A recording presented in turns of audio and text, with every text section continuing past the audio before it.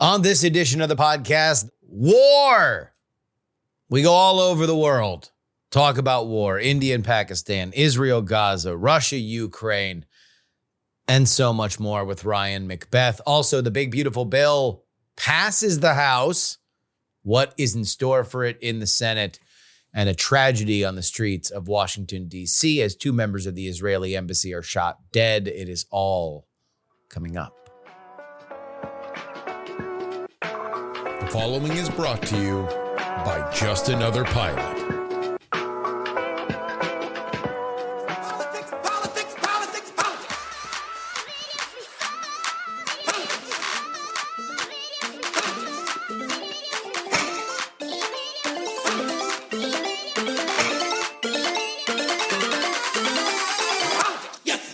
Hello and welcome everybody to the Politics program for May 23rd, 2025. Your old pal Justin Robert Young joining you here in Austin, Texas, bringing you into the weekend with an expansive conversation about war. Ryan McBeth here with us, traipsing the globe, talking about military engagements, and I think we pretty much hit everything. Israel, Iran, Russia, Ukraine, India, Pakistan, the gamut. And then, of course, you can't talk about World War without talking about China. Ryan is always a great resource for stuff like this. And I know he has been incredibly critical of the Trump administration's handling of the war in Ukraine, but I was curious to get his perspective on what's happening now. It seems as if the Trump administration is getting a little fed up with old Vladimir Putin. We'll get to him in a second.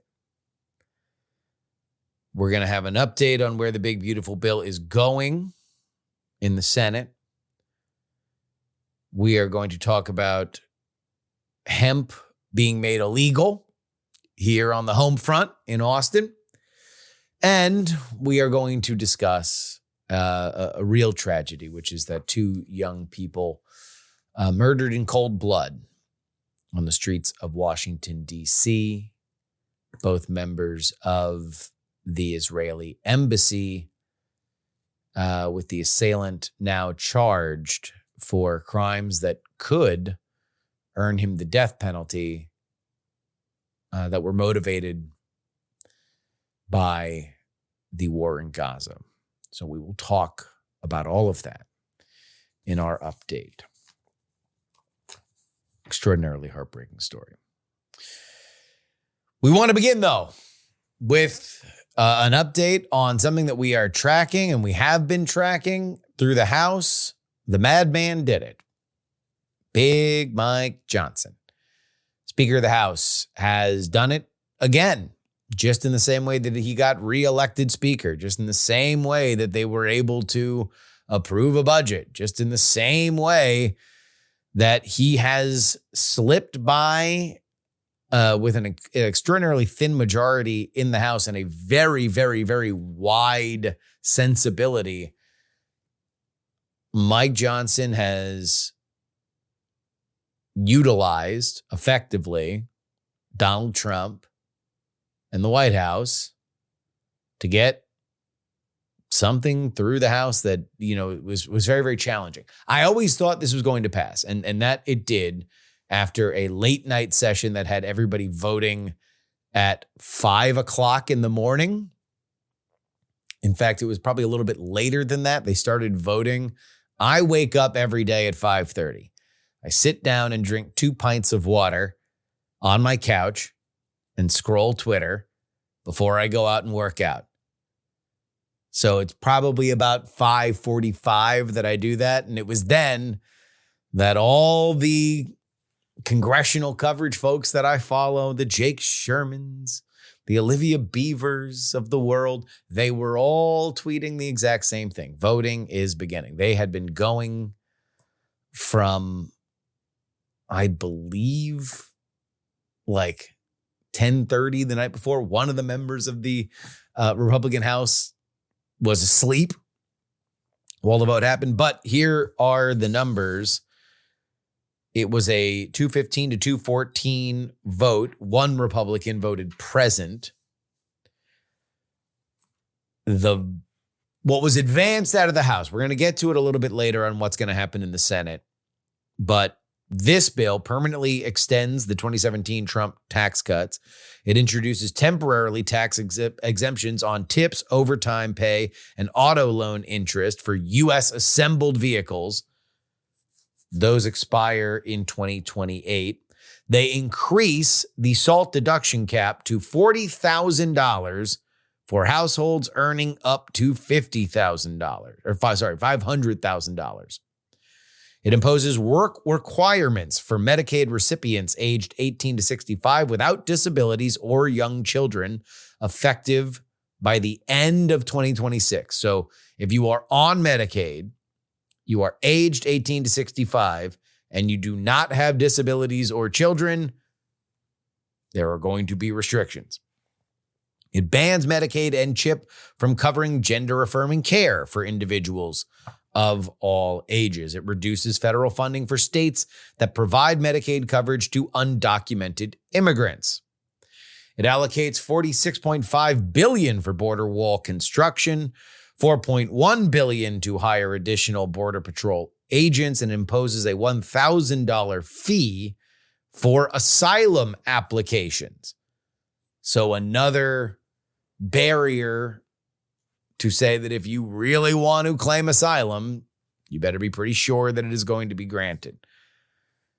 It provides nearly $150 billion for defense, including funding for a missile defense shield and naval expansion. It invests in surveillance technologies for border security.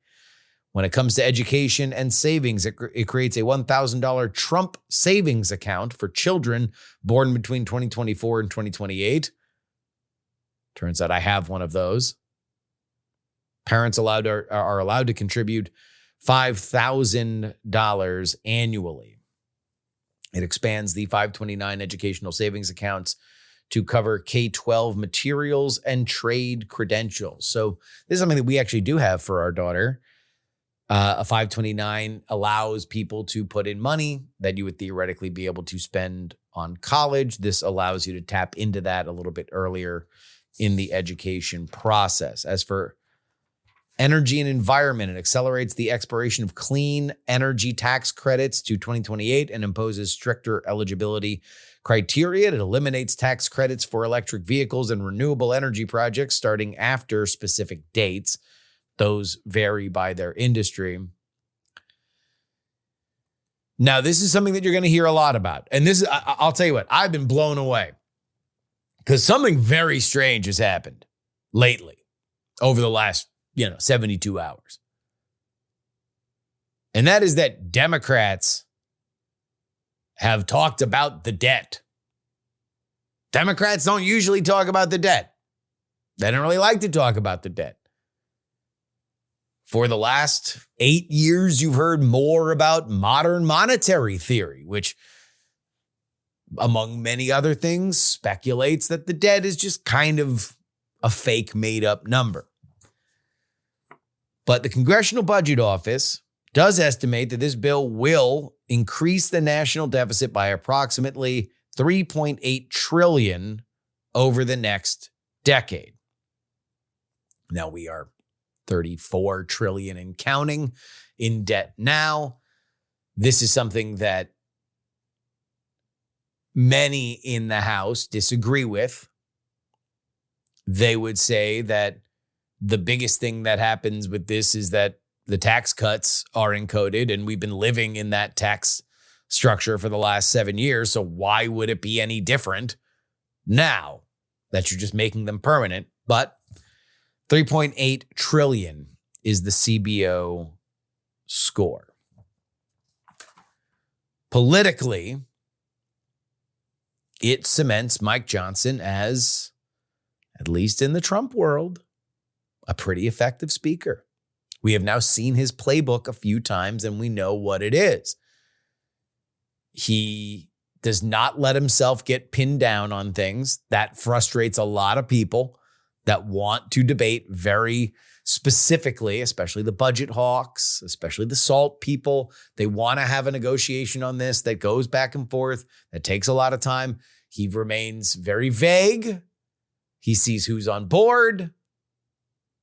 And then once he's got his group of malcontents, he calls in Big Chungus, and that's it. The way that this played out yesterday, if you did not get our Substack exclusive episode, is that Trump called the House Freedom Caucus in to the White House after the SALT caucus was satiated.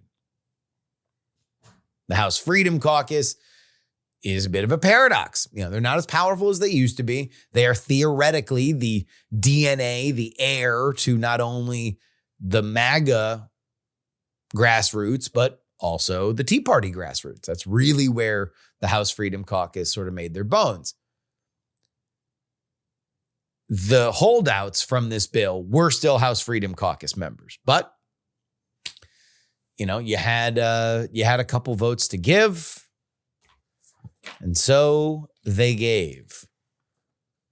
Looking forward with the House, the question is, what else are they going to pass? A lot of what has happened up till now in terms of inaction from the House has been blamed on, hey, let's get through the big, beautiful bill. Let's get this out of the House. Then we can talk about other stuff. So to be curious to see where they go from there. But the question in January was, what do you start with? Border or taxes? The argument from the House was, get you a man who can do both. And so the big, beautiful bill, under much controversy, was the strategy. The onus was on Johnson to be able to pass it out of his chamber. And indeed, that's what he did in the wee hours of Thursday morning. All right. Where it goes from here is going to be another question, because this version is not becoming law. I am telling you that this version is not becoming law. It is going to the House, and you've got a wide variety of opinion up there. You've got Mitch McConnell's. You've got Ron Johnson in Wisconsin. You've got Rand Paul, who right now says he is a hard no on this because it expands the deficit. You've got Susan Collins. You've got a lot of people. Some people that are up in the midterms, some people that are just hardliners. And unlike the House, the best person that they have to go talk to anybody there from the White House is J.D. Vance. And he only spent a cup of coffee up there. He was a young boy in the Senate. You do not have the same sway with the Senate as you do the House. They've got 3 votes to spare there. We'll get into this in the update, but my guess is they have a left or right path of which 3 they can piss off. But that'll be our next focus. For now, let's go ahead and get to our friend, Ryan McBeth.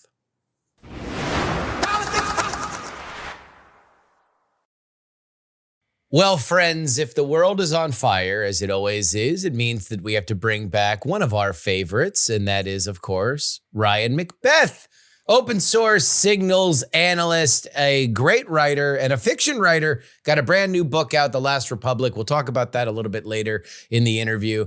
How you doing, Ryan? Fantastic. Thank you so much for having me on. Always a pleasure. And as always, one of the great joys of the independent internet is original voices that are both quick and knowledgeable. There's never a time where Ryan pops into my inbox with information that I am sad or feel like I've wasted my time, because you are a wealth of information when it comes to all things military. And I want to start here with something that I feel is kind of undercovered. We're going to talk about Israel. We're going to talk about Ukraine, but I think that gets a lot of coverage. And oftentimes the problem there, in my opinion, is sorting through information to see what I can make sense of as a civilian. But something that hasn't really had a lot of reporting on is what's happening in Yemen with the Houthis. This, for the context of my political audience, was the reason why we found out that there was a Signal group chat that Jeffrey Goldberg had been added to. And then about a week and a half ago, nothing. There seems to be a truce with the Houthis. Trump mentions in the Oval Office saying that they've said they're not going to attack. What was this operation to begin with, and where are we now with it? Well, the whole idea behind Operation Rough Rider, as it was called, was to attrit the Houthis' capability for attacking ships in the Red Sea. And it worked to the point that we were basically turning big rocks into little rocks, right? Now, we're never going to get every single missile, but you have to, at some point, you have to come to the conclusion that we're spending billions of dollars to essentially move rubble from one place to the other, right? Yeah.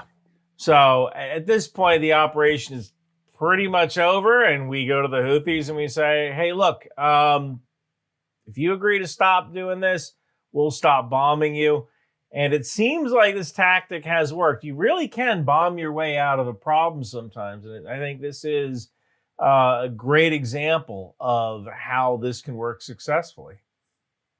So you would say that this, because I've seen it portrayed in a few different ways, that this was not as effective as was initially being led on, that we weren't really affecting the Houthis, and this was kind of a capitulation from the United States military because we couldn't hit them as hard as we thought we would. From your perspective, we did materially affect them, and they were saying to us, "Hey, we will change our behavior if this stops." Well, when you think about it, like that is it's how to say, it's 6 of one, half dozen of the other.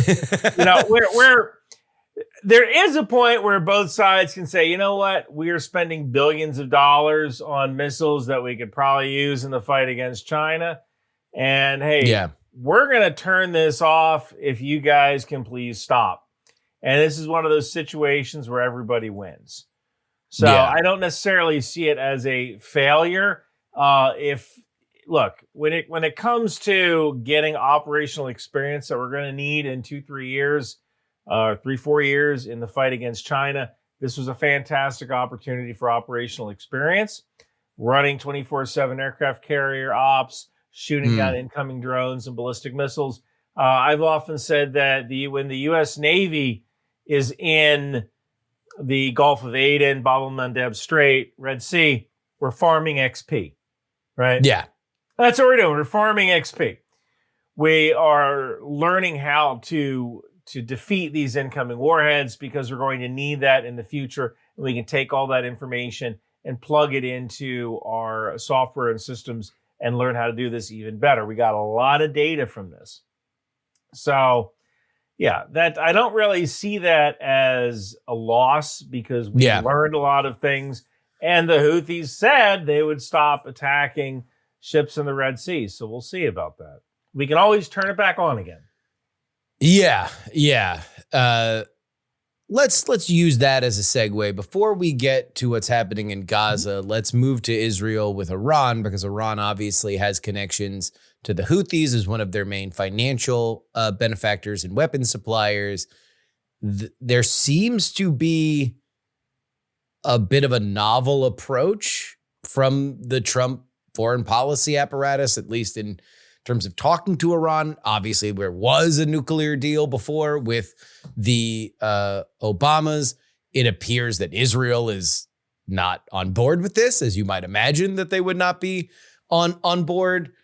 And then reports over the last 48 hours that Israel is essentially prepared to take out the Iranian nuclear facilities militarily should they not come to an agreement with the United States. When you see all of that, based on your just knowledge of facts on the ground, where are just the lines of operation here? How do you just view that jumble of information?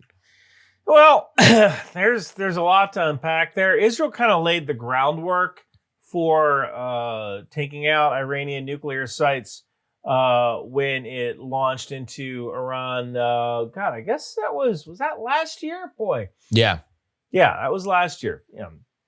Where they destroyed some of the planetary mixers, which Iran needs to develop rocket fuel. There are these literal mixers that are pressurized, and you mix rocket fuel so that air bubbles don't develop in them. They destroyed a lot of these planetary mixers, which essentially pushed the Iranian missile program back about a year.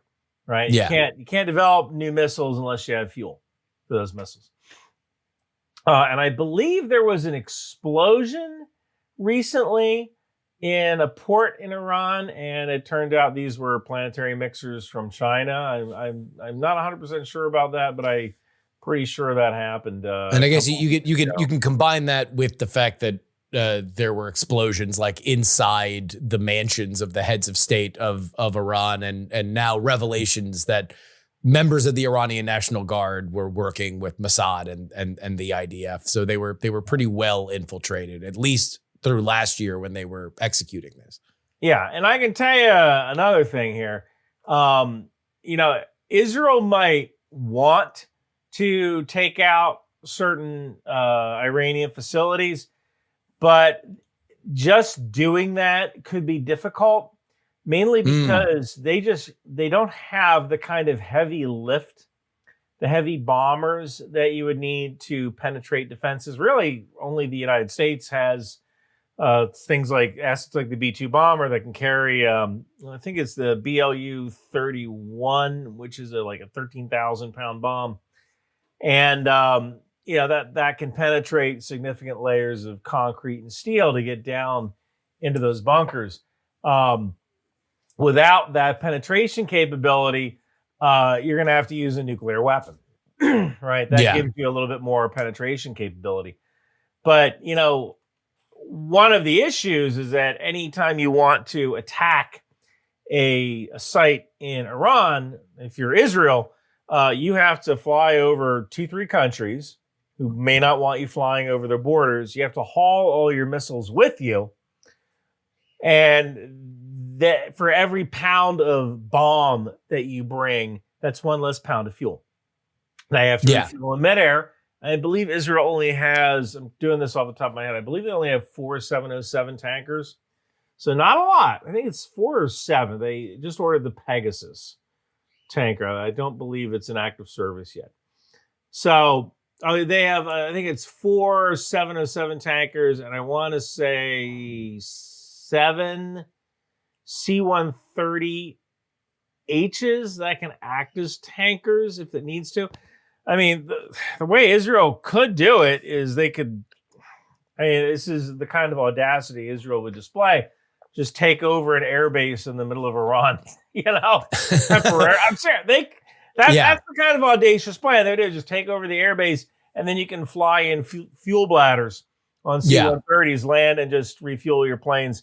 Of course, once the Iranians figure out what's going on, they would probably blanket that with ballistic missiles, at least whatever's left. But yeah, that's and that would ignite. I mean, that's the kind of thing that would ignite a farther regional war within the region. Although Iran is not necessarily as well thought of as maybe it once was. I hate the term regional war because what does that mean? Yeah, right? Like you can say regional war all you want, but Israel does not have the really all you can do is throw missiles at each other. Yeah. Right. It's not like Iran can invade Israel. It's not like Israel can invade Iran. Like that's not happening. So when someone says, "Oh, regional war," the next thing I say is, "All right, how? Explain to me how that happens." And nobody can give me an answer. Yeah, my thought would be less ground invasion and more, are there other, and this is where I have enough knowledge of that region to be dangerous, but I don't have any real knowledge on it.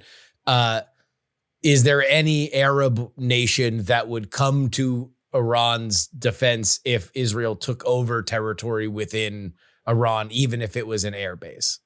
Or if they, let's say, use the nuclear weapon to take out nuclear capabilities. Israel, of course, has never admitted that they have a nuke. We know that they have a nuke. They know they have a nuke. But would that be a line that was crossed that now all of a sudden creates a different shifting tide amongst other Arab nations that by and large have become more friendly to Israel over the last 10 years as opposed to less friendly? Yeah, that's a good question. I mean, I don't particularly know. I can tell you that some countries like Saudi Arabia really don't like the idea of a rising Iran or of an Iran with influence. Nope. So, there could be a lot of countries that kind of look the other way. There's also the way the leaders feel, and then there's the way the people feel. Yeah. If you take a look at a country like Jordan, average person in Jordan might not like Israel very much, but the political leaders inside Jordan, they certainly want to maintain good relations with Israel. Yeah. So I can easily see people looking the other way. So obviously there's no limit to the apocalyptic language that oftentimes gets mentioned in the Middle East amongst their neighbors. But then again, Israel is the kind of country that goes there. Do you think that the capability of them flying over? I mean, it wouldn't be the first time that they've blown up an Iranian nuclear reactor. That happened decades ago. Like, yes. Do you think that this is possible? It's certainly possible. But now a lot of these facilities are underground. Yeah. So you can get there. The kind of the question is, how do you actually destroy it? And that's where things kind of get weird, because like I said, you have to fly a long way over countries that might not necessarily want you flying over them. Yeah. And you have to mid-air refuel multiple times. And there's nothing free here. Right? Yeah. Like it's very difficult to do. And really the United States is the only country with the capabilities of taking off from an island like Diego Garcia with B-2 bombers and directly targeting these sites. So it's really easy to say, well, if the United States can't do it, then if the United States doesn't do it, Israel can. Okay, but there is a cost to that, and there are just realities regarding Israel's capabilities that you can't really ignore. It's really easy to say, oh, well, Israel can do it, but let's put together the air tasking order, and then things start to fall apart real quick. Let's move over to the most talked about and discussed and covered Israeli military occupation, and that is, of course, in Gaza. They are now back into a more active military campaign. They have been on and off since the beginning of the Trump administration. The last American hostage is out. That was negotiated directly with the United States and Hamas. But for the first time since the Trump administration, you've heard from Secretary of State Marco Rubio yesterday that Israel has possibly gone too far, at least in restricting aid. There's famine worries there. And yet I saw yesterday something that I have not seen in the last 15 years, and that is a public demonstration against Hamas by the Palestinian people in Gaza. Obviously, things are dire. What is the state of play? And are we, every time I think that there's a possible off-ramp, like I did when Sinwar died, it doesn't seem to be that was the case. There still are hostages and dead bodies that Hamas has. Where are we from your perspective? Well, that's a good question.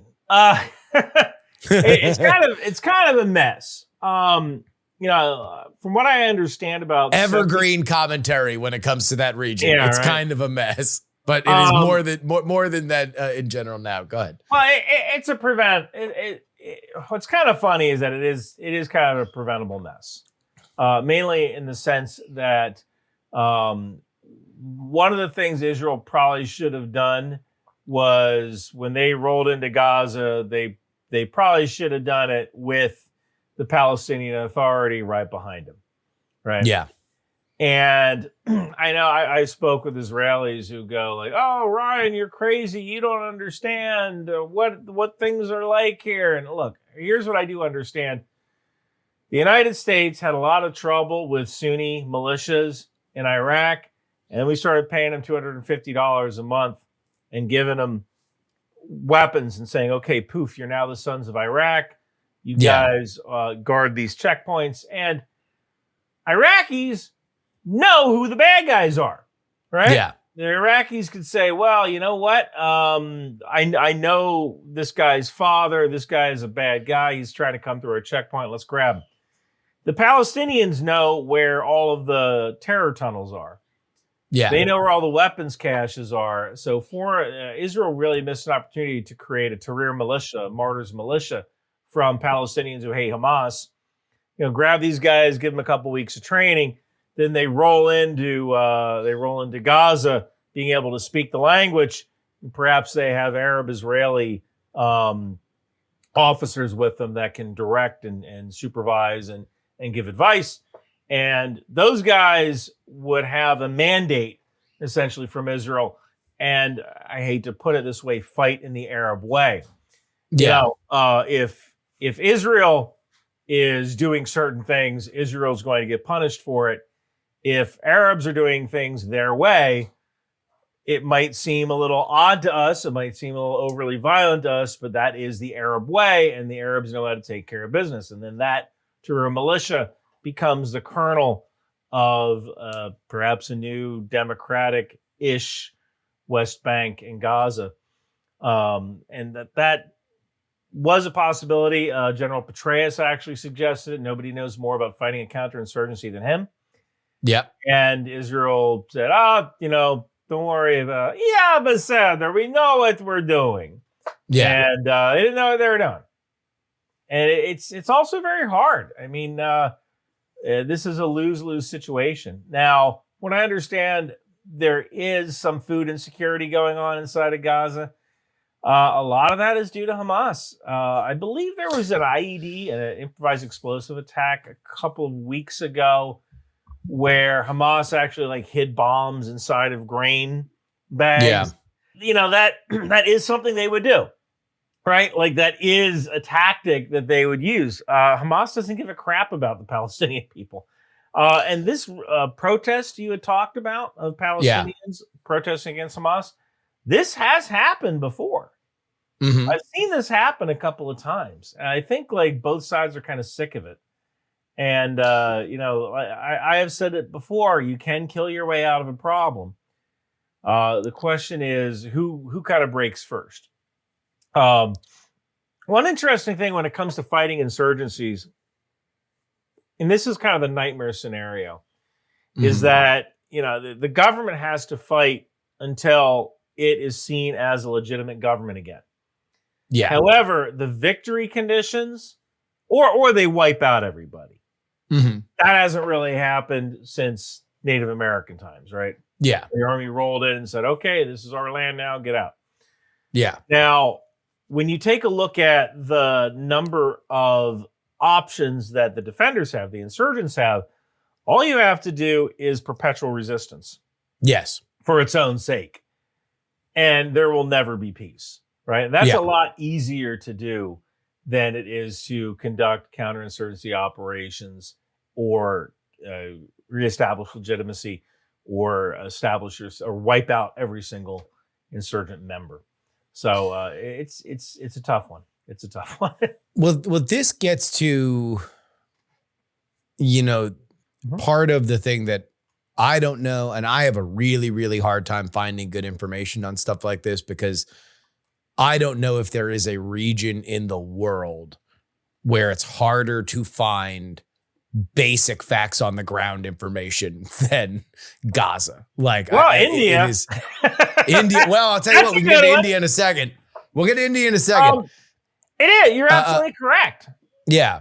Well, let me ask you a question. The question is, what is, if Israel were to say, we have treated Hamas to a level never before seen. We have killed its leaders in Gaza. We have killed its leaders in Qatar. We have killed its leaders abroad. We've killed its leaders in Iran. Hamas will never be able to operate in the level that it has before. We have prevented its ability from conducting anything close to October 7th, and we have learned operational lessons that would prevent it even if it was at a stronger level than it is right now. We are declaring victory on this. We are going to carve up wherever we believe. We're going to take whatever corridor we feel that we need to. it feels like, at least from my vantage point, again, I don't know anything, but based on watching it, it feels like they are close to being able to say something like that, with the understanding that you're never going to totally get rid of Hamas if it wants to operate as just a criminal gang. And that feels like what it is doing right now. It doesn't have the same ties, doesn't have the same leadership structure, and it's going to be harder for them to rebuild it, at least rebuild it without Mossad tails on them, because they're going to be watching all of this regrow in real time and have a very good idea of it. So I don't know what happens that gets us to a position that isn't just we're either pausing a military event or we are in the middle of a military event from the IDF's perspective. Yeah, I that's a really tough one. I don't know what the end game is. Yeah. Right. Because there's never going to be a surrender on a battleship.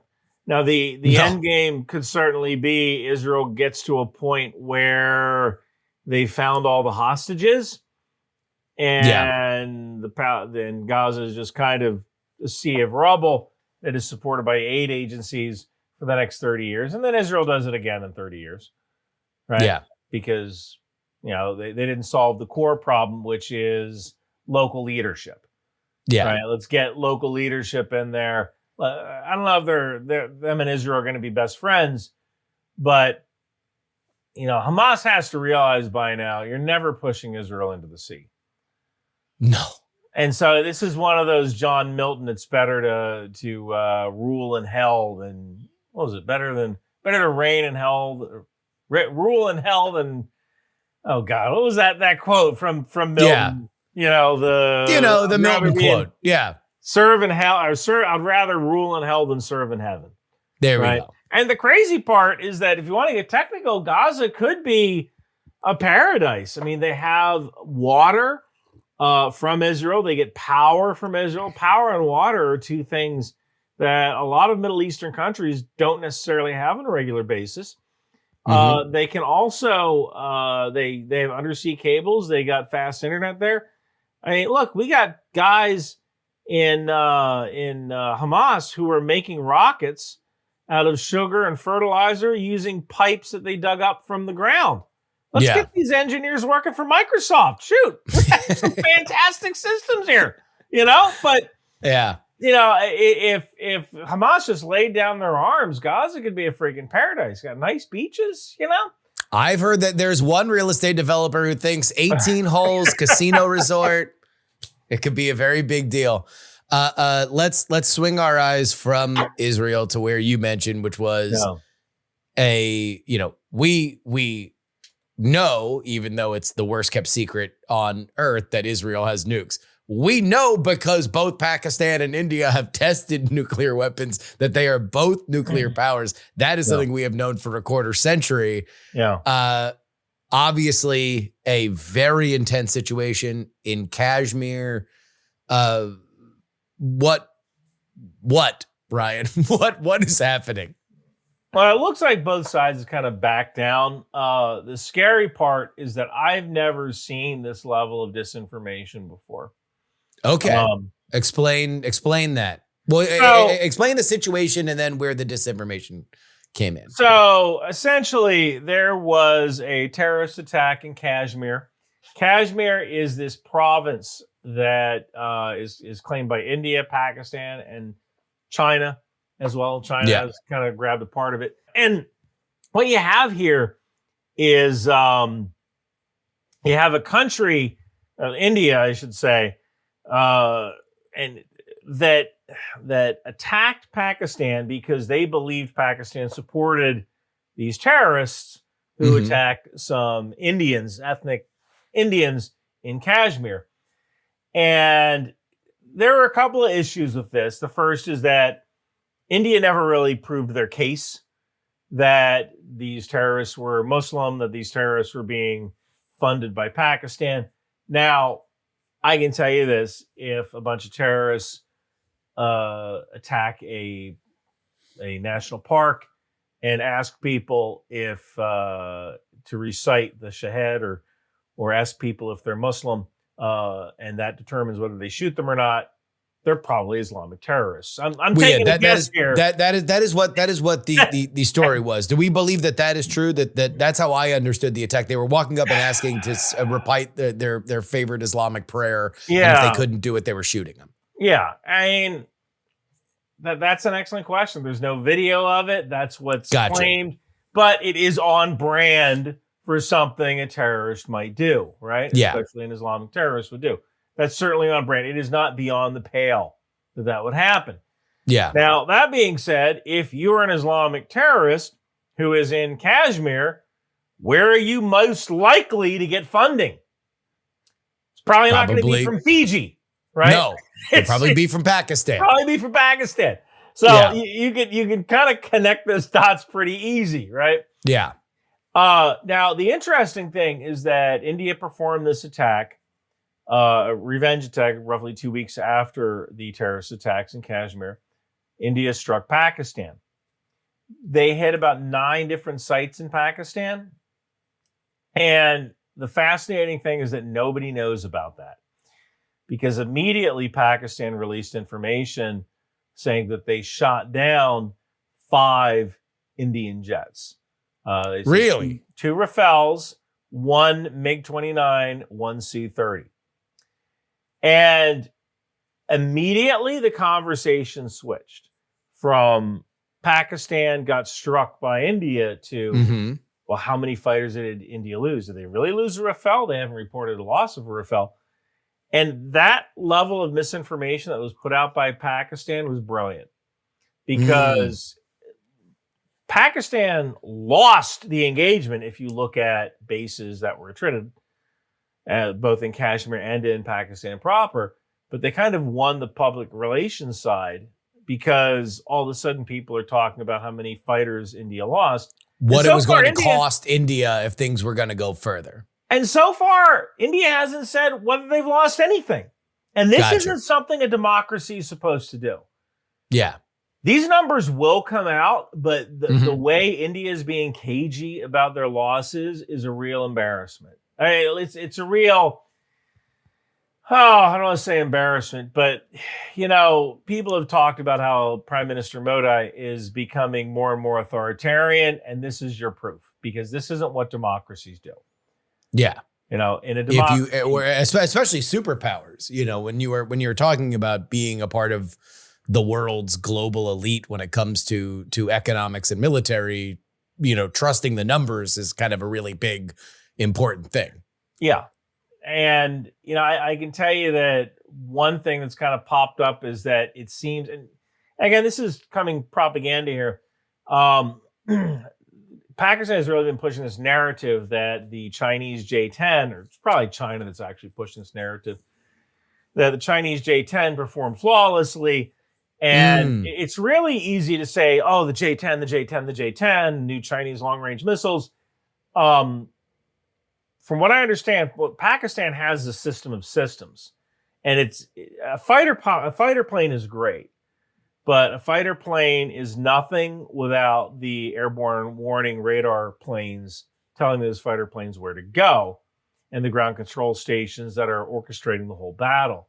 And I believe that Pakistan has, I want to say it's either 7 or 9. I'm doing this off the top of my head.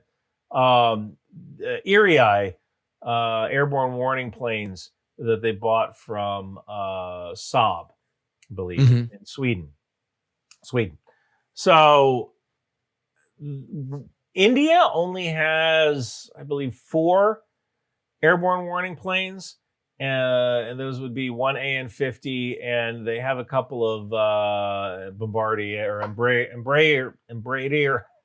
I'm from New Jersey. English isn't my first language. Embraer 145 business jets that they kind of threw some radar on, and they use that as their airborne warning control. But right off the gate, Pakistan has better airborne warning control than India does. So that's one thing that's kind of got lost in this, that people like to concentrate on how fearsome these Chinese fighters are, but in reality, it's just teams working together.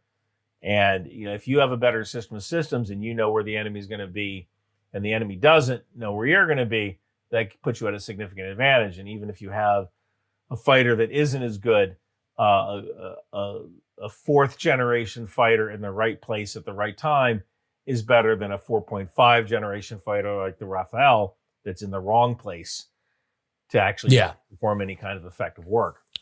But yeah, I believe this amount of disinformation is a preview of what China is going to do when they invade Taiwan.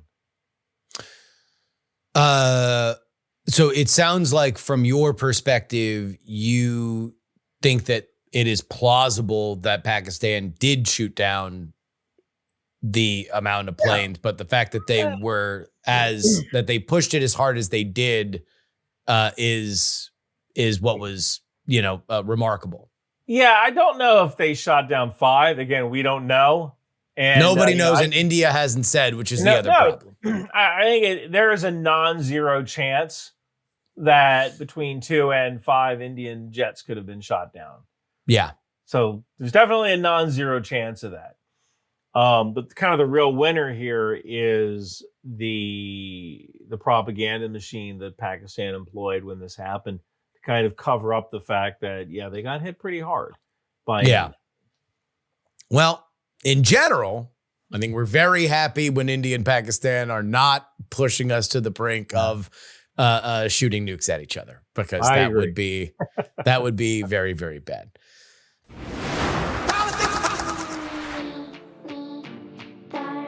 This is your update, brought to you by TakePoliticsSeriously.com. If you'd like 2 bonus episodes of this podcast each and every week, there is only one way to do it, and that is to head on over to TakePoliticsSeriously.com. Join our community on Substack.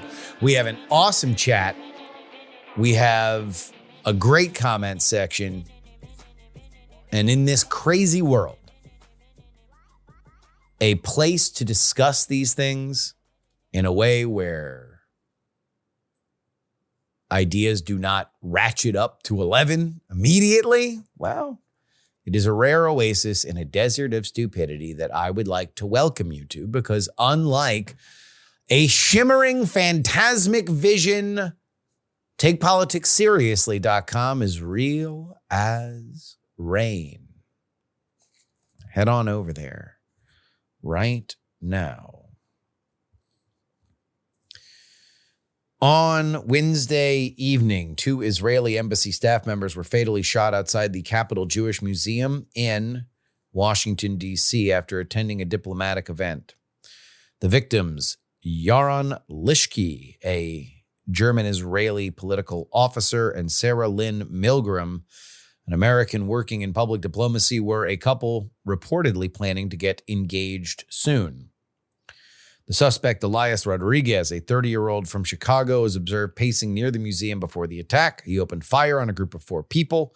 He was apprehended by security personnel. During his arrest, Rodriguez reportedly chanted, "Free, free Palestine."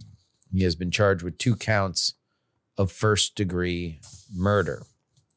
The FBI and local authorities are investigating the incident as a potential hate crime. The attack has drawn widespread condemnation from international leaders, including Israeli Prime Minister Benjamin Netanyahu and U.S. President Donald Trump, who labeled it an act of anti-Semitic terrorism.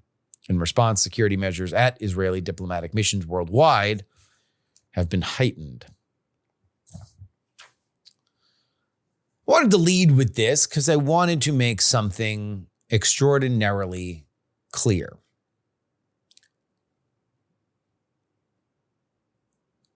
I abhor street violence in this scenario, and I wholeheartedly reject its connection to causes for which you might believe to be very, very serious.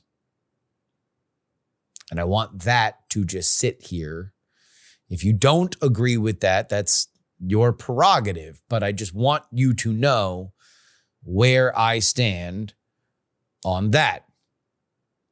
I don't believe that you can be a student of history and look back into periods of instability in this country or others and see that the causes that are highlighted by street murder are benefited by these acts. It is not a question at this stage, and I do caution everybody a little bit that whenever you have a crime story that happens, you do usually want to wait a couple days before the facts shake out. That's just a journalistic practice of mine. I've heard reported that Rodriguez, the assailant, was chanting "Free, Free Palestine" inside. In fact, I saw a video of him chanting it inside of a building, and then he was kicked out, and then he shot at the people. I have heard that he chanted it afterward. I do not know if he chanted it both times or these are being conflated. I've heard that one of the dead, the male, let me get his name right, Yaron, was not even Jewish. He worked at the embassy. And then I've heard that he was Jewish. I don't think it particularly matters. I think he was murdered because he was representing Israel. And I've also heard that Yaron was looking to propose to Sarah and that he had a ring on him. I don't know how much of that is true. If we follow this story, we will find it out. I did not like the discourse around Luigi Mangione when he shot and killed a United Healthcare executive.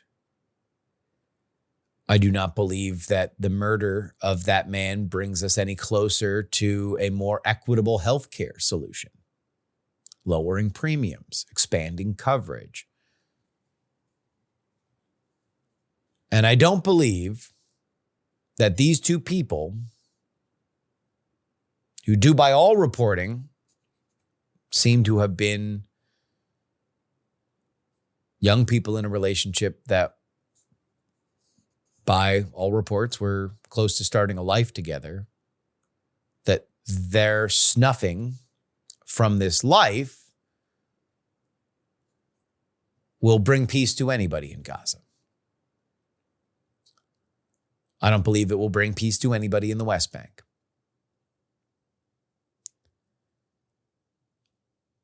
If I were in some sort of grim, dark casino where I could win money based on predicting what might happen, I would say that based on the intensity of the IDF, it might actively cause harm to people in Gaza. That would be more likely than the counterfactual. These two are dead because they were working with a country around the world that is in a controversial military engagement.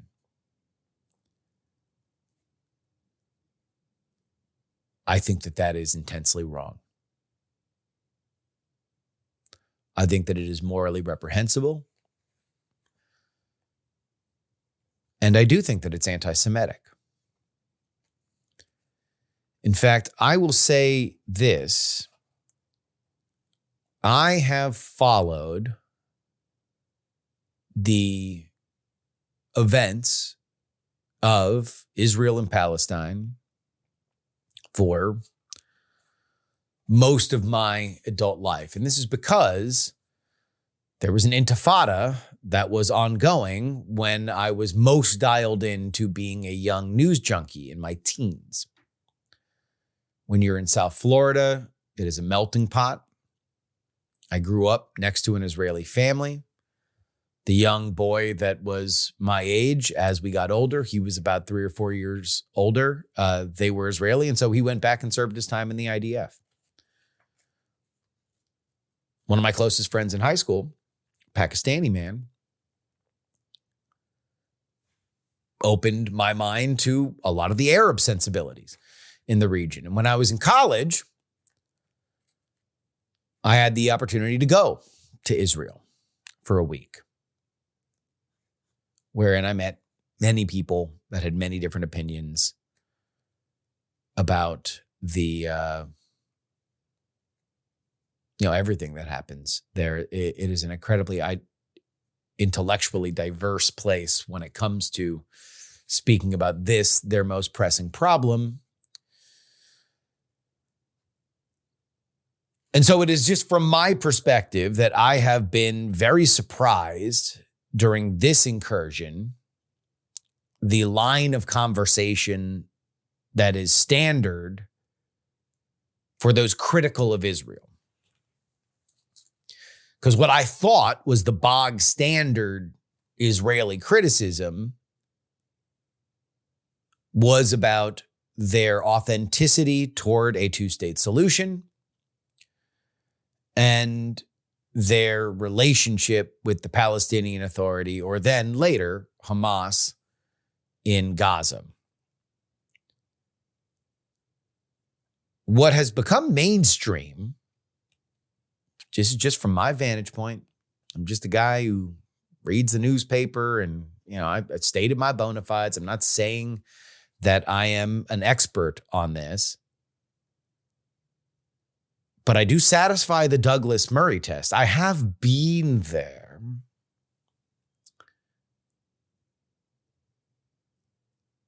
What I have heard mainstream is what I would have articulated in the past as more of a jihadist perspective. One that is less centered on where a fair distribution of a Palestinian state would be,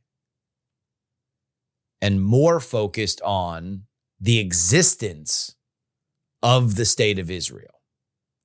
For me, growing up, again, those were kind of two different things. There was a conversation about where a two-state solution would start and end and all the stuff that goes along with that. And then there was a more jihadist perspective. And this was something that was rooted in fundamentalism and anti-Semitism, that there does not deserve a right for Israel to exist.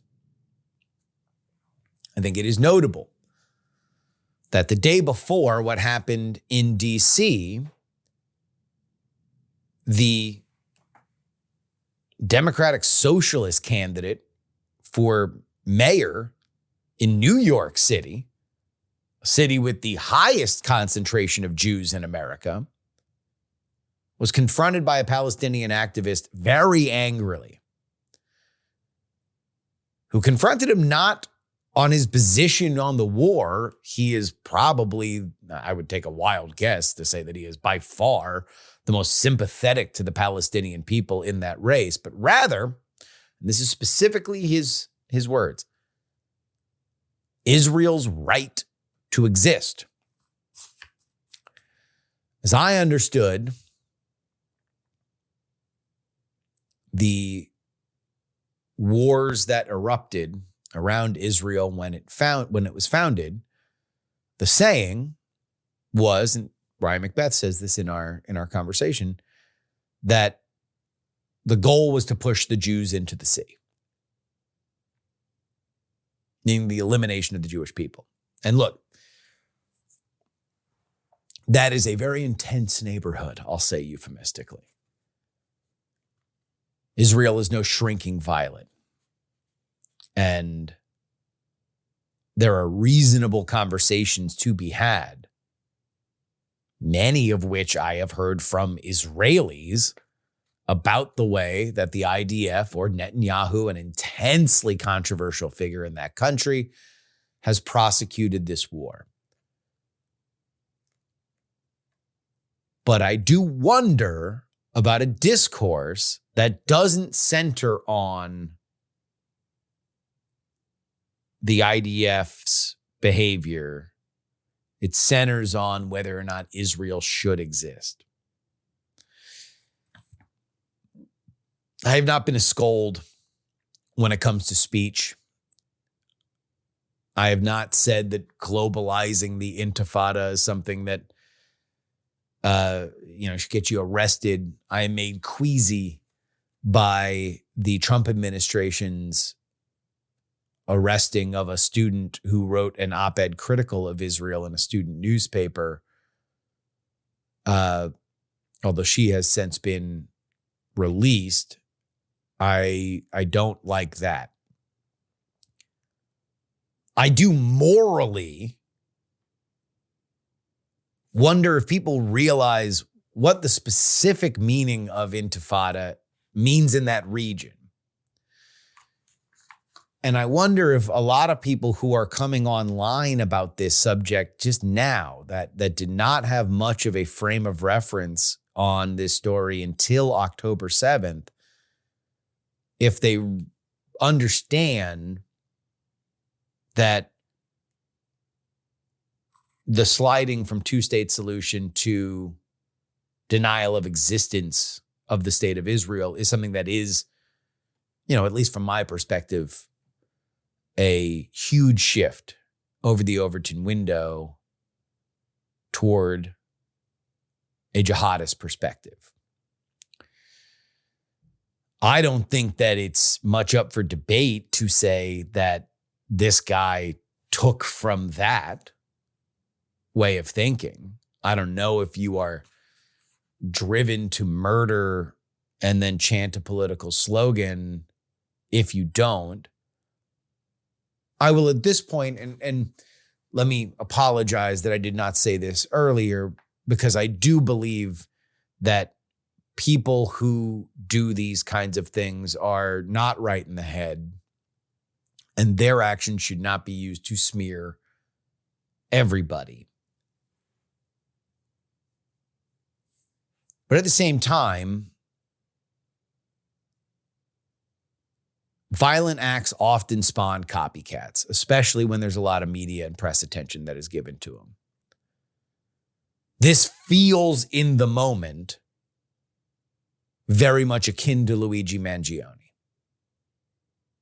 I don't know. We have no reports that this guy had a manifesto or anything, but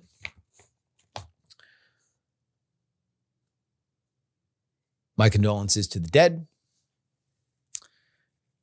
And as we have a full conversation with Ryan McBeth, all of my thoughts on the conflict itself are there.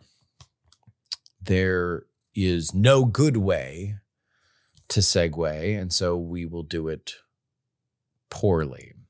Senate Republicans say that they will not pass President Trump's big, beautiful bill without major changes, despite its early House approval. Fiscal hawks, like Senator Ron Johnson and Senators Rand Paul, demand deeper spending cuts and oppose the bill's debt ceiling hike. Some GOP senators also want softer Medicaid reforms and to preserve green energy tax credits. Senate Majority Leader John Thune is aiming to pass the bill by July 4th, but can only lose 3 GOP votes.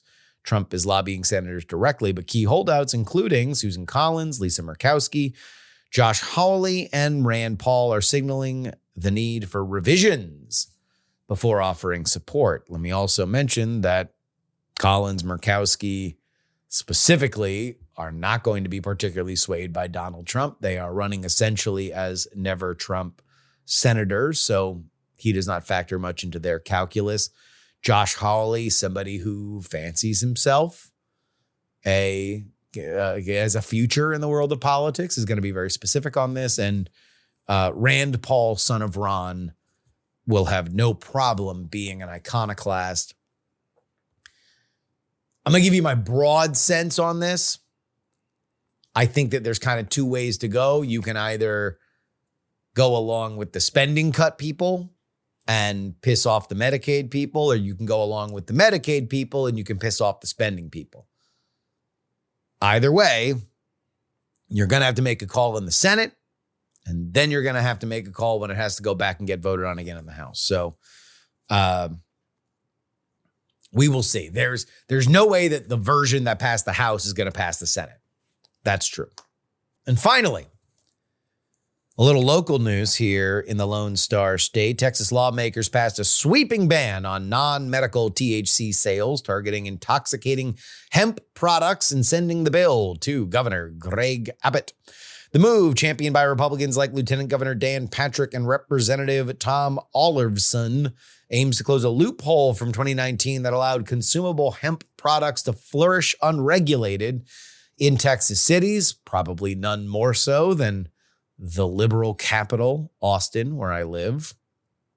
The ban is said to impact Texas's $5 billion hemp industry, which employs over 53,000 people. These are, of course, stats from hemp lobbyists. Critics argue that the measure will push consumers to the black market, while supporters say that it protects public health and supports the state's expanding medical marijuana programs. There are legal challenges that are to be had. I am not a lawyer. I do not know the merit of them. All I will tell you is this: that stuff is everywhere. Everywhere. There is not a gas station in where I live in South Austin that does not sell weed now.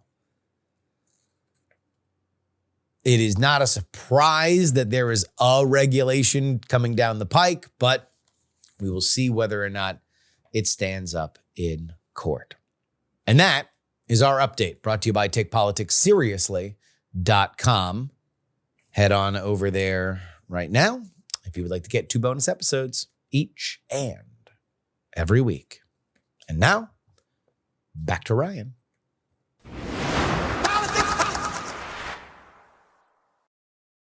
Which brings us to really, I think, the global main event in terms of how we have talked about hot wars. The first hot war on the European continent since World War II, something that has gone on since 2022, and that is the engagement of Russia's invasion into Ukraine. Donald Trump comes in, a lot of bluster on the campaign trail about how quickly he could resolve this, and it seems as if even by his own admission, he is worried about getting tapped along, as he said, by Vladimir Putin. It has seemed to me, I said on this show, that after their meeting directly on the phone on Monday, that people were hoping would result in a ceasefire, instead results in negotiations to begin talking about the possibility of a ceasefire.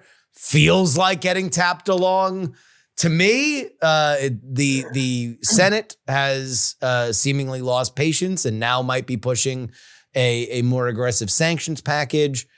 I have a few specific questions here before we get into the broad. Well, here, let's do the broad. Where are we now in the state of negotiations? Then I have some more specific questions about sanctions. I have no idea where we are. I mean, when Ukraine agreed to meet, I believe it was in Turkey with Russia. Russia sent a bunch of nobodies to meet with the prime minister or to meet with the president of Ukraine, to meet with Volodymyr Zelensky, and that says a lot, right? Especially because Russia asked for that meeting. It was Russia that demanded the meeting and set the location in Turkey, and then Putin said that he was too busy knitting and couldn't attend. Yeah, something like that. You could say that. But yeah, I mean, that kind of tells you how they feel in general about where they want the peace process to go. And like I said, with Hamas, perpetual war is a possibility, especially if it maintains your regime. Mm-hmm. So this might actually be kind of the default state of things, because the second the war ends, you're going to have a really big problem, because you kind of pull the rug out from under your economy. And that's how you end up hung upside down outside a gas station like Mussolini. So that seems to be the golden bridge that Trump is offering, if I am to suss things out as my amateur diplomat, is that Trump is saying, look, I'm going to be different than Putin. I'm going to be different than Biden and the Biden State Department in that they would not accept an end to this war that doesn't meaningfully put you at risk of getting hung up like Mussolini. They wanted the Russian economy to collapse. They want to essentially take you off the world stage forever in terms of a military problem. I will say, look, if you end it, we can meaningfully plug you back into the Western economy. We can remove sanctions. There's money to be made. Your economy does not have to totally bottom out and collapse. We can get Tucker Carlson in and out of there every 4 hours if you want. This is not an end game for you permanently, as long as this bloodshed stops right now.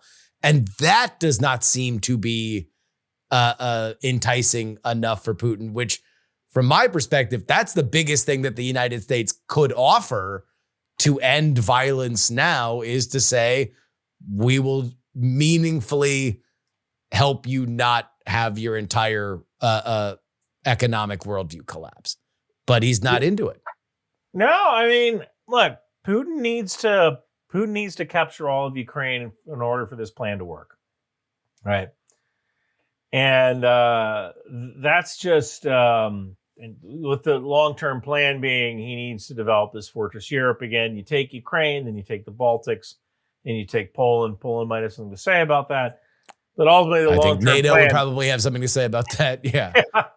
Ultimately, the long-term plan is you do this, and what you end up with is a very, you take I think it's a 1,600-mile border that essentially has no big obstacles on the way to Moscow, and you turn that down to a 200 or so mile border. And that's always been the plan here. And it just didn't work out. But now they're kind of in this situation. It's actually a lot like Vietnam when you think about it. Okay. You know, I have a video I'm going to come out with fairly soon that talks about winning and how there were a lot of ideas of using the war in Vietnam as a way to discourage behavior. Yeah. But there was a lot of kicking the can down the road because nobody knew how to win. In fact, nobody even knew what win looked like. How do you define win? Right? Yes. And I think that this is essentially the entire story of like The Best and the Brightest by David Halberstam, of like how there was no real, everybody had their own different version of what they needed to do and how they needed to do it. And it led us into this swamp and morass that changed American culture. Yeah. And you have something like Russia, where maybe the original plan was, well, we need to take Ukraine, then we take the Baltics, and we take Poland. It didn't work out that way, and now they're stuck. They can't stop because President Putin annexed those four those four oblasts, Kherson, Zaporizhia, Donetsk, and Luhansk. He annexed those four places, and he doesn't have them completely yet. So by Russian law, like, they have to have those places, right? So now you're kind of stuck with that. You're also stuck with the idea of, like, you know, if we stop this war, the economy goes to hell. But you can theoretically keep this war going as long as you find volunteers to contract, and you can sell oil to India and China. So you can theoretically keep this going indefinitely, which kind of like Hamas's idea of perpetual war as its own end. This could be one of those situations where Russia continues to fight for 5 years, 10 years in this low-grade conflict where they gain some ground, they lose some ground, and this goes on for years. It's pretty bleak.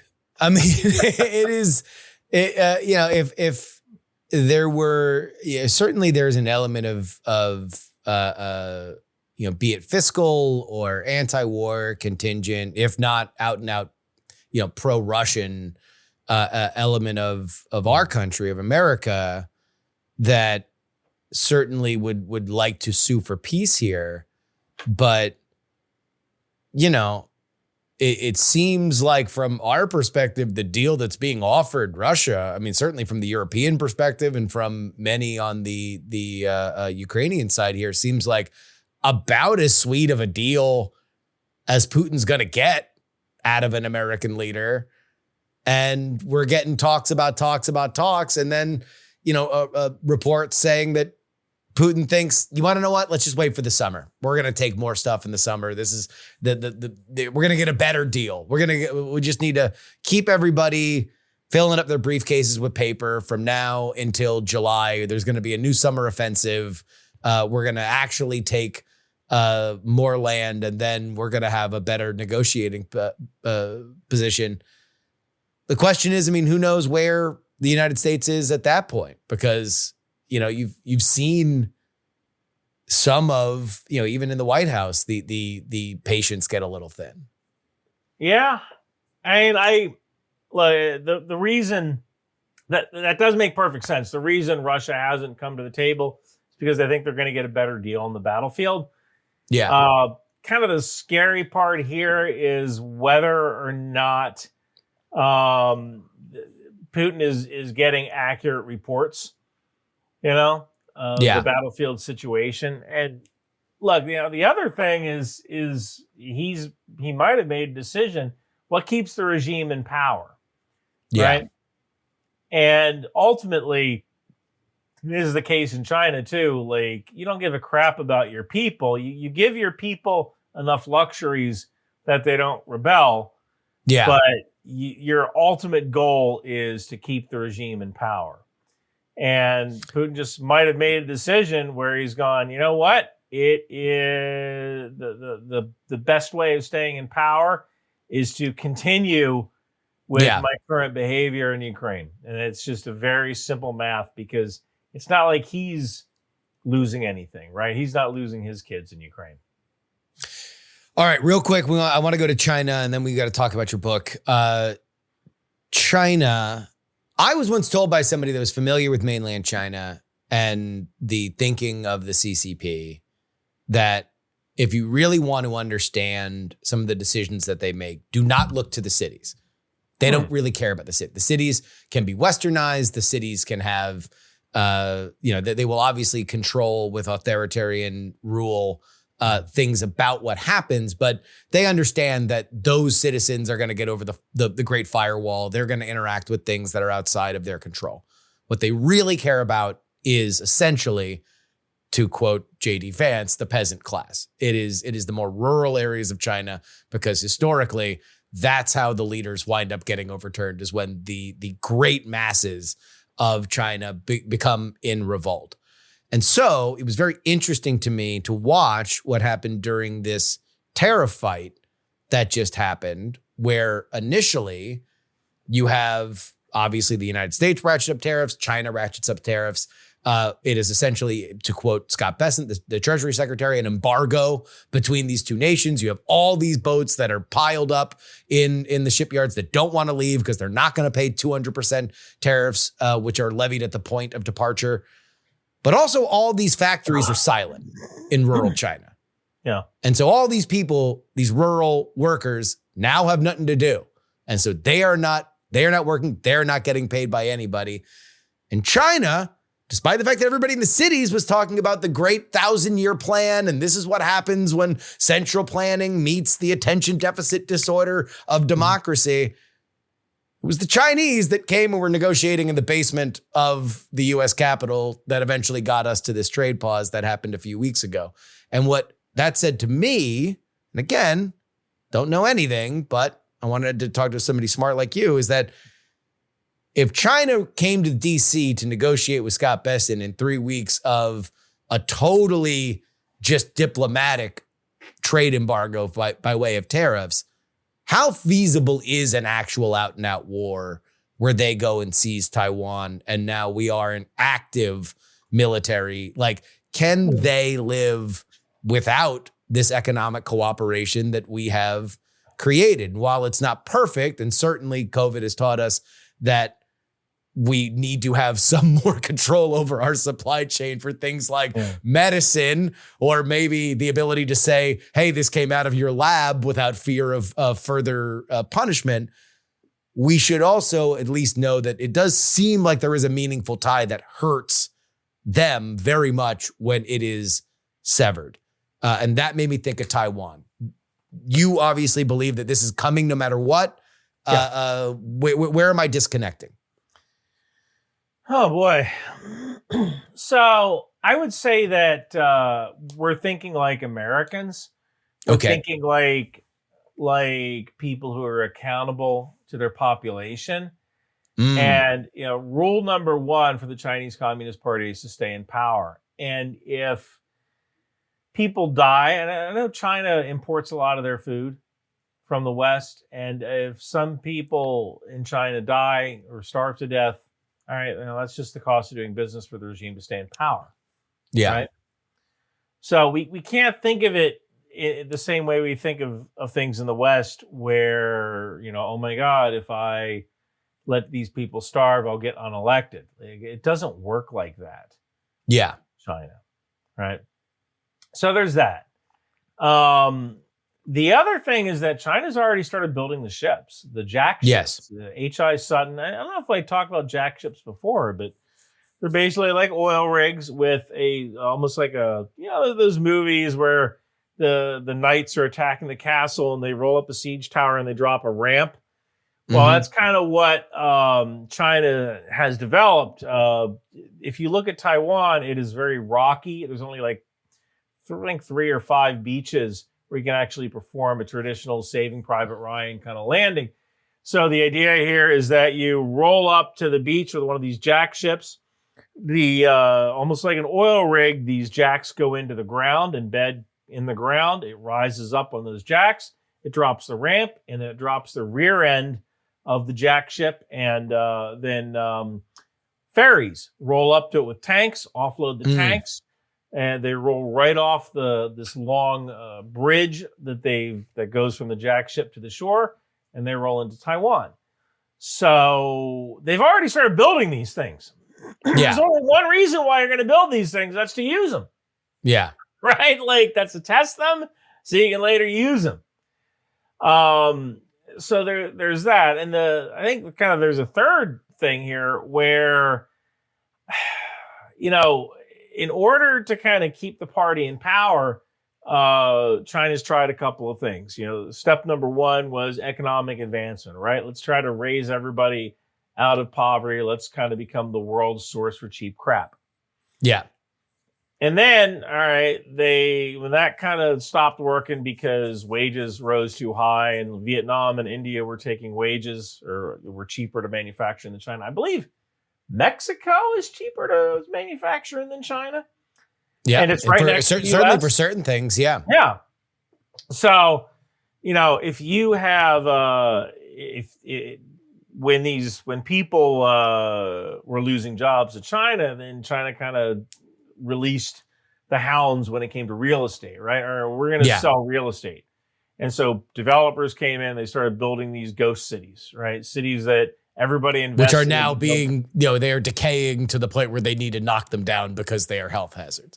Yeah. I mean, nobody actually lives in these things, right? Yeah. So the last kind of bullet in their chamber here that China has is nationalism. Yeah. And binding the country together over Taiwan is the last thing that can kind of keep the Chinese Communist Party in power. Now, what happens after that, I don't know. Yeah. But, they might be kind of going from day to day here, right? Well, one of the things that we found out during the Ukraine incursion with Russia was that Russia's military was not in the status that Russia assumed it was, that it had been pretty well looted from within by its generals and its soldiers. We have heard, obviously, China is in an even more opaque situation to look into than Russia was, that there have been many generals that have been disappeared and have been said that they were looting from the military. The one thing that I have always said that is good about the U.S. military is that we get ripped off on the front end. Like we just pay 7 times what it costs at the beginning, but at least we know that the thing we bought worked, even if it took too long and it cost too much. That's where we wind up spending too much money. At least it doesn't usually happen where our soldiers are ripping it off and selling it and then reporting that it still exists. The two things that I don't know about China, I don't know if anybody knows, I don't know if you have a take on this, is that A, their military isn't anywhere near where they think it is because they are lying to themselves, as many authoritarian regimes do. And 2, that their population might not be what they think it is. And this is like my new conspiracy theory fascination, is that China is severely overcounting its population by way of, either poor accounting, the fact that they were actively restricting people to one child for the majority of my upbringing, and malnutrition in certain positions. What do you have a take on that? China's readiness. So I just got back from the Naval War College, where I was at a conference about the People's Liberation Army Navy. And the one thing I kind of took away from that is just because someone is corrupt doesn't mean that they are tactically inept. Yeah. We tend to equate or conflate the two things. Because if you look at Iraq or Afghanistan, not only was not all units, but some units of the Iraqi army or some units of the Afghan army, they were not only corrupt, but they were also really bad at their jobs.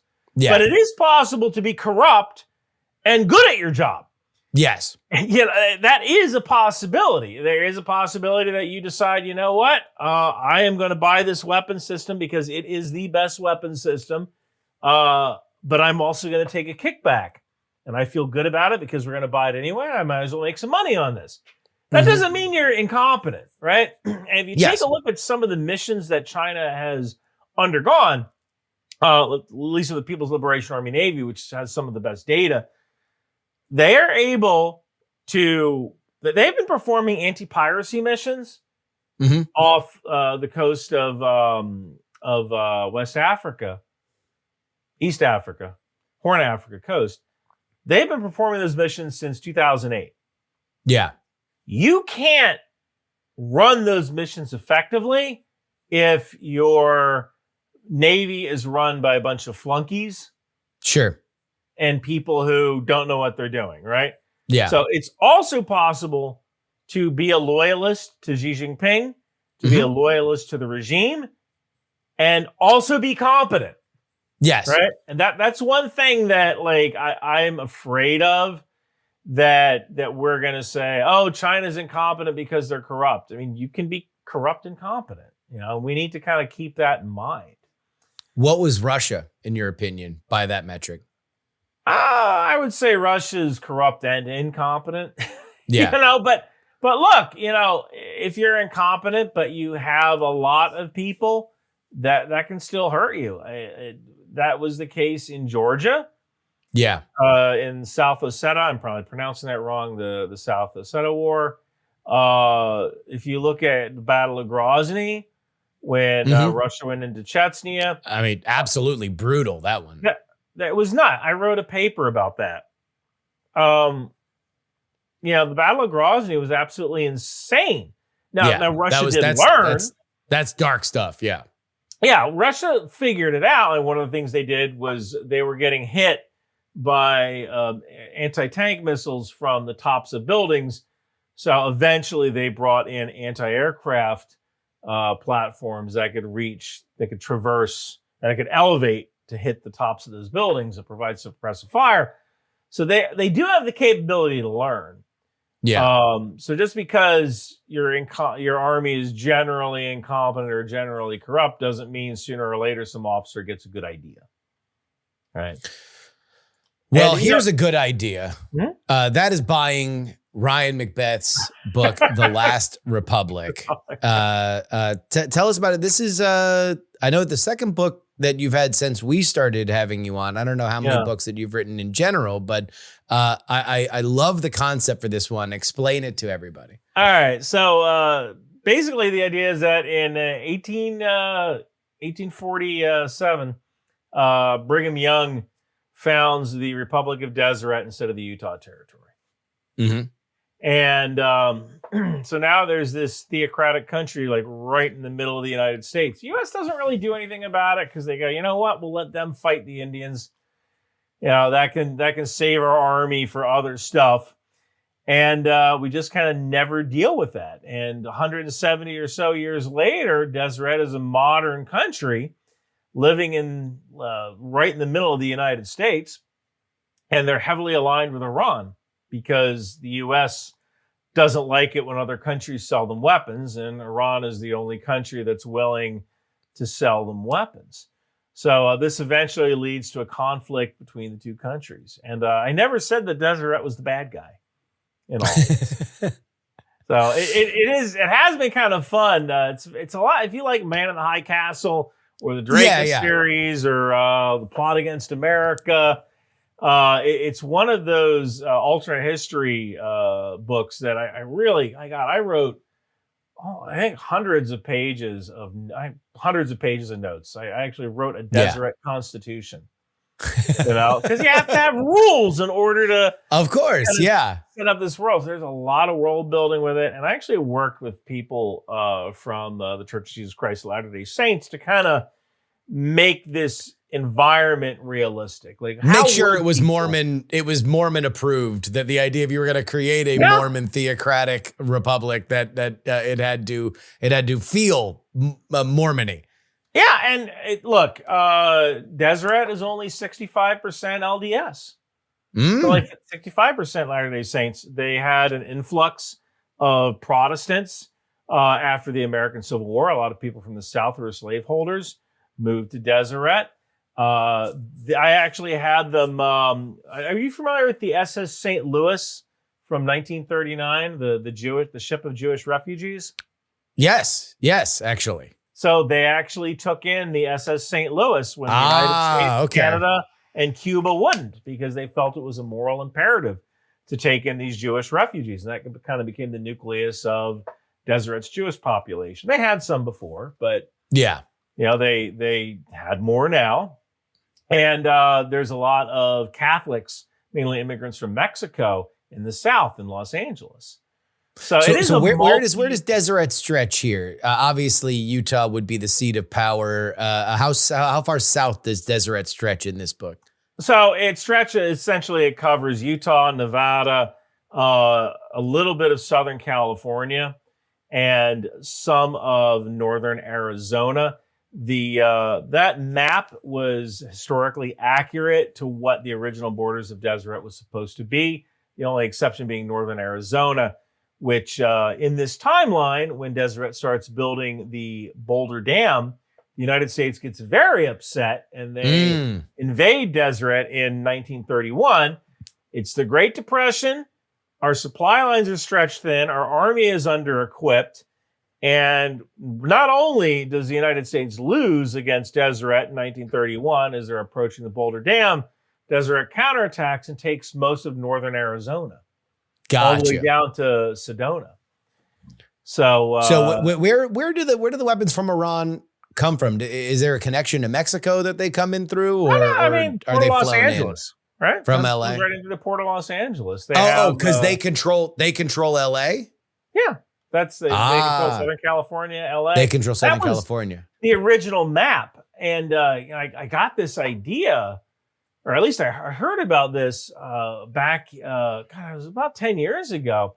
I got out of the military. I was interviewing for a software job in Salt Lake City. And one of the things that I went to was the Pioneer Museum, which is it has all the artifacts of the Mormon Exodus from Nauvoo, Illinois.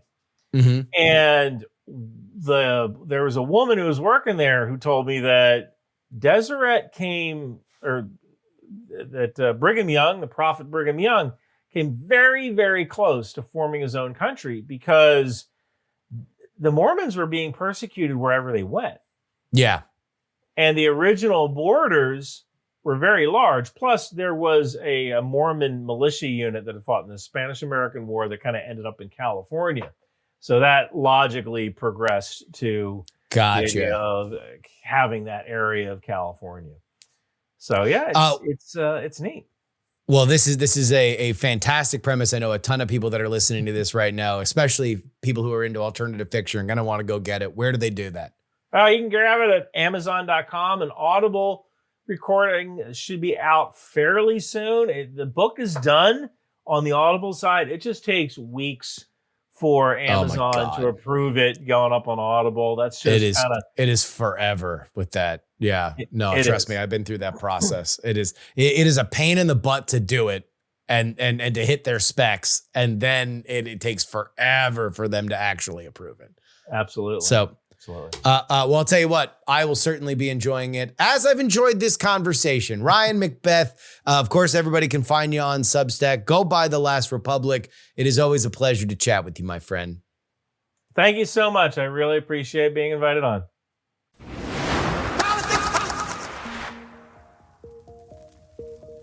And that'll wrap it up for us today. Politics, written and hosted by me, Justin Robert Young, for Dog and Pony Show Audio in Austin, Texas. We are edited by the amazing Will Saddleberg.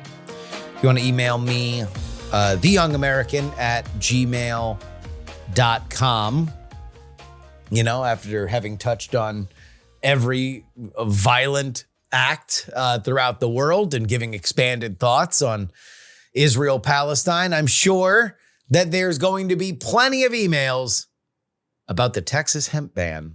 theyoungamerican@gmail.com. We always welcome you there. If you want to see my lovely sparkling face, and friends, do I have a haircut that'll beat the band? You can go to YouTube, youtube.com, search for politics, and you will find me smiling at you. If you'd like to send me something in the mail, it is Post Office Box 153184, Austin, Texas, 78715. Guys, I'm not going to read all the nasty things that get sent to me when you send me $1 at paypal.me/payjury or Cash App PX3Cash. But with Venmo, Justin-Young-20, let me just read this. I literally ripped $1 out of an orphan's hands and said, this needs to go to someone who matters. Merry Christmas. From Evan. I mean, Jesus, Evan, what are you doing? This is what you want my reputation to be? Oh, look at this one from James. Good for 20 sessions at Lucy's psychiatry booth, you glib piece of shit. Kiss your mother with that mouth, James. Come on. Look. Venmo Justin-Young-20. Be nice. All right? All right? Of course, you always get our bonus content if you go to takepoliticsseriously.com. Paying members get 2 bonus episodes each and every week, either $3 a week, essentially. It's $12 a month, or $99 for the entire year. That's 150 episodes of PX3 for under $100. But of course, the founding financier tier. That's where you need to go. Our founding members. You get your name read at the end of every single episode of this show. L3PO, Peepaw, Scott, Middle-Aged Mike, Tom, Sarah, Jeremy, Pro Idiot, Chiller Tomatoes. Oh yeah, it's Adam, Neil, AB Puppy, Dr. Whiskey, Michael, Fat Tony's PJs from New York, Will, The Borge B, Matthew, Matt, Andrew, Edwin, Sam, Andrew, Phil, Edison, Devon, Paul, a dog named Checkers, Gloria, my mom, Jerry, Trucker, John, Berkeley, Stephen, and Zombie Doc. Your name, my show. Let's make it happen. Head on over to takepoliticsseriously.com.